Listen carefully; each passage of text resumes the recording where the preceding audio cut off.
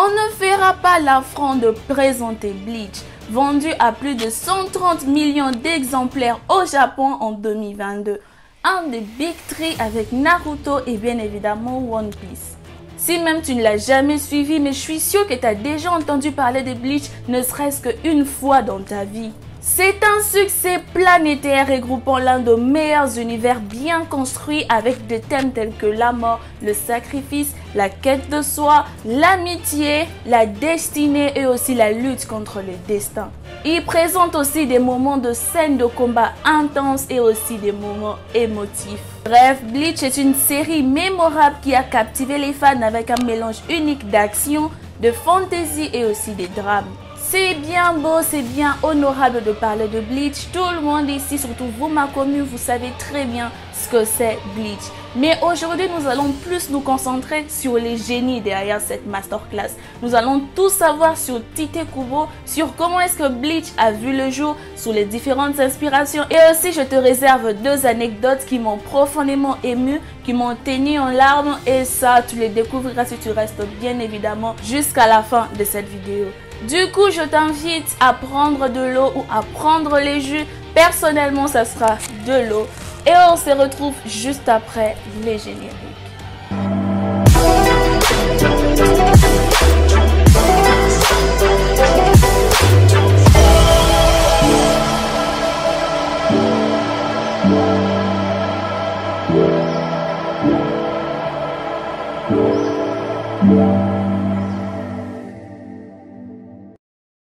Qui est Tite Kubo?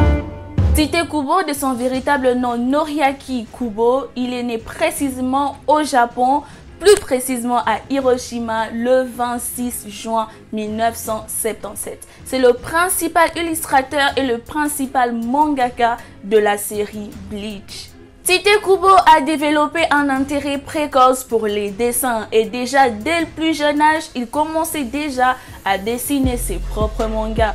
Ce qui a fait qu'il a remporté des prix de jeunes talents alors qu'il était encore jeune et ça l'a encore poussé plus loin dans sa voie de devenir un célèbre mangaka.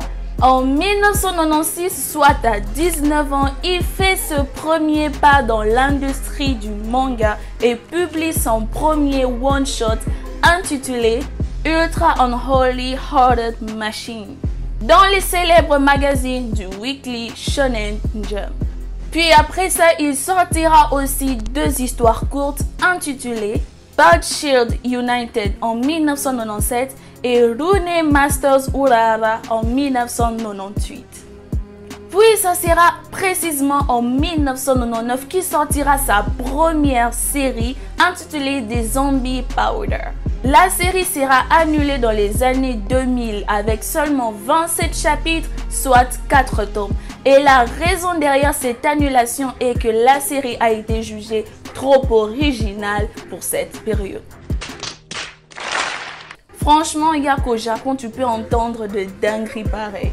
Dans un magazine, Tite Kubo dira, je cite, que je n'étais pas dans un état psychologiquement stable lors de la parution de cette série et je n'ai pas mis mes capacités en œuvre. Quelque chose qui prouvera bien plus tard avec sa série Bleach, publiée en 2001. Bleach l'a propulsé dans les rangs des mangaka renommés. Il a été publié depuis 2001 à 2016, comptant 74 volumes, soit plus de 686 chapitres. Une dinguerie. Bleach est devenu célèbre grâce à son style unique de personnages mémorables et de scènes de combat intenses. Kubo est apprécié pour ses designs et les personnages distinctifs, son sens de style et sa capacité à créer des scènes d'action dynamiques. Il remporte plusieurs récompenses au cours de sa carrière, notamment le prix Shokagukan Manga dans la catégorie Shonen en 2005 et le prix culturel d'Osamu Tezuka en 2007. En plus de sa série Bleach, Tite Kubo a également travaillé sur sa nouvelle série Burn the Witch, qui se passe dans le même univers que Bleach. C'est un grand fan de musique, plus précisément de la musique rock. Il baptisa son manga Bleach à cause d'un album de Nirvana, un groupe de rock très populaire. Après la sortie de leur album Bleach, il eut l'idée d'appeler son œuvre, son manga du nom de Bleach pour rendre hommage à ces groupes qu'il aime tant. Le groupe Nirvana est un célèbre groupe de rock américain des années 90 connu pour son influence majeure sur la musique alternative et les mouvements grunge. Héritage artistique. Tite Kubo s'est inspiré des différentes sources tout au long de la création de son œuvre Bleach. Comme pour les autres mangaka, leurs sources restent évidemment Astro Boy d'Osamu Tezuka, qui en définit le premier code. Tite, lui, a une préférence pour une autre œuvre moins connue que Astro Boy. Cette œuvre se nomme Gegege no Kitaro, soit Kitaro les repoussants de Shigeru Mizuki. Série qui a déjà 20 ans quand Kubo les découvre dans sa jeunesse puisqu'elle est parue en 1959. Dans Kitaro, c'est un élément de folklore japonais qui va réintroduire et qui va par la suite créer tout un genre. Il fait alors appel aux yokai, des esprits que l'on retrouve dans les légendes des contes. Ceux-ci peuvent prendre de très nombreuses formes et possèdent souvent des capacités de métamorphose. Kitaro est l'un d'eux et déjà il va défendre le monde de mort tout comme celui des humains. Il est très difficile de ne pas faire le parallèle avec Bleach. Que ce soit les Holo ou les Shinigami, les deux sont une forme de yokai qui font tout le temps des détours entre le monde des humains et les mondes de l'au-delà. Il est d'ailleurs assez troublant de faire les rapprochements entre Kitaro et Urahara. Ces derniers qui est perché sur ses getas, ils sont une forme de sandales en bois qui ressemble très fortement au héros de Kitaro. Puis s'ensuit Sanseiya de Chevalier du Zodiaque et ensuite les derniers mangas à être crucial dans la construction de Bleach et plus qu'une influence pour Tite Kubo.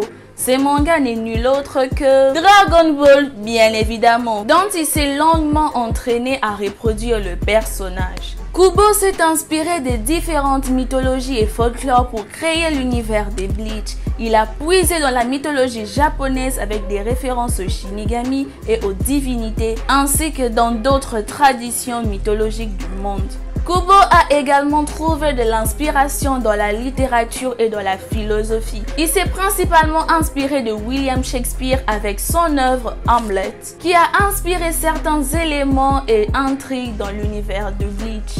Il s'est principalement intéressé à la philosophie existentialiste et à l'exploration des thèmes tels que la vie, la mort et l'identité.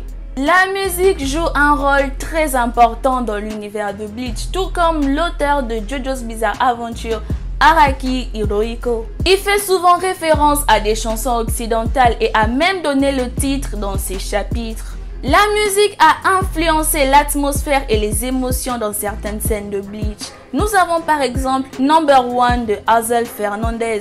Tite Kubo a également créé plusieurs artbooks mettant en valeur ses qualités artistiques. Nous avons par exemple All Color About the Black, qui est le premier artbook de Tite Kubo, publié en 2006, qui contient une sélection de ses illustrations en couleur de la série Bleach.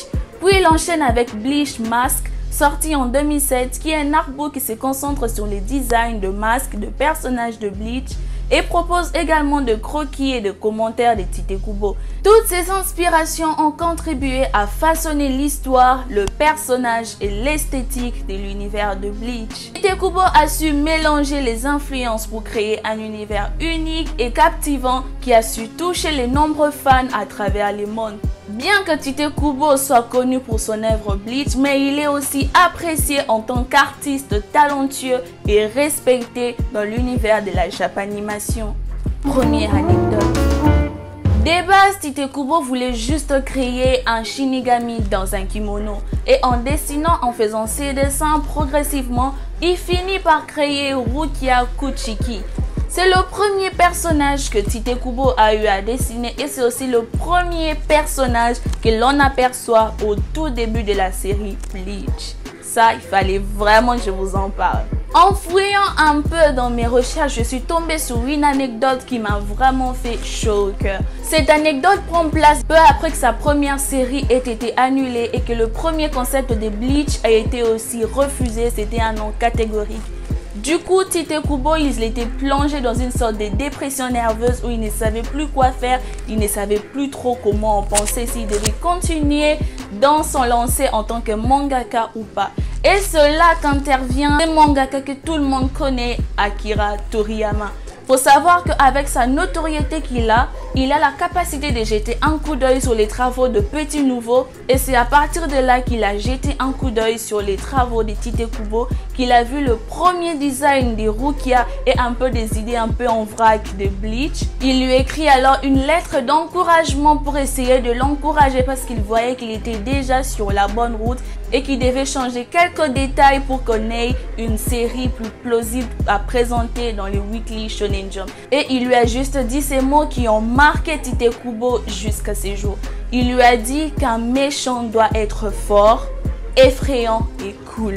Visiblement, il a très bien retenu la leçon parce que c'est à cause de ça qu'on a eu Aizen, à cause de ça qu'on a eu Green Joe, c'est à cause de ça qu'on a eu aussi Ulquiorra. Donc ça, franchement, j'ai trouvé ça, c'était vraiment trop beau. Et la gentillesse d'Akira Toriyama qui était vraiment la bienvenue pendant ce moment qu'il avait tellement besoin. Et j'ai trouvé ça que c'était trop mignon. Franchement, c'est juste trop bien en fait. Sans ces conseils, on n'aurait probablement jamais eu le meilleur méchant de animés. Voilà, c'est la fin de cette vidéo. Déjà ici, il fait hyper noir. Je suis désolée pour la qualité parce que là, il est déjà 18... Non, il est déjà 20 h parce que le soleil se couche déjà.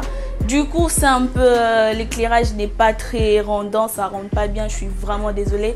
Merci d'être resté jusqu'à la fin de cette vidéo. N'oublie pas de t'abonner, de liker et aussi d'activer la cloche de notification pour ne pas rater les prochaines vidéos qui arriveront très bientôt.